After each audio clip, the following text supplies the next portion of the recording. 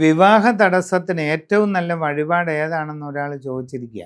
ഗണപതി പ്രതിഷ്ഠയുള്ള ക്ഷേത്രം അടുത്തുണ്ടെങ്കിൽ ഗണപതിക്ക് ഉണ്ണിയപ്പം നിവേദ്യം നടത്തി നന്നായിട്ട് പ്രാർത്ഥിക്കുക, അല്ലെങ്കിൽ മോദകം നിവേദ്യം നടത്തി പ്രാർത്ഥിക്കുക.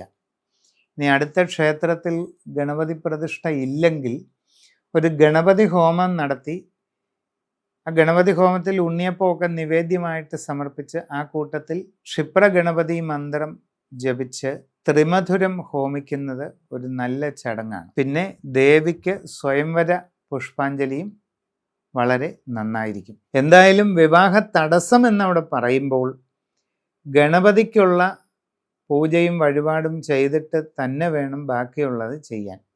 ഈ വിവാഹാദി വിഷയങ്ങളിൽ ദേവീക്ഷേത്രങ്ങളിൽ ചെയ്യുന്നതിൽ ഏറ്റവും പ്രധാനമായിട്ടുള്ളത് സ്വയംവരം തന്നെയാണ്. സ്വയംവര പുഷ്പാഞ്ജലി ദേവിക്ക് ഒരു 12 ദിവസം തുടർച്ചയായിട്ട് ദേവീക്ഷേത്രത്തിൽ നടത്തുന്നത് പ്രത്യേകമായിട്ട് പരിഗണിക്കപ്പെടുന്ന ഒരു കാര്യമാണ്.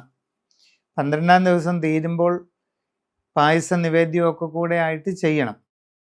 ഇനി ചിലർ സ്വന്തം വീടുകളിൽ കളം വരച്ച് മഹാസ്വയംവര പൂജ നടത്താറുമുണ്ട്. അതിനും വളരെ പെട്ടെന്ന് ഫലം കിട്ടുന്ന ഒരു പൂജാകർമ്മമാണ്.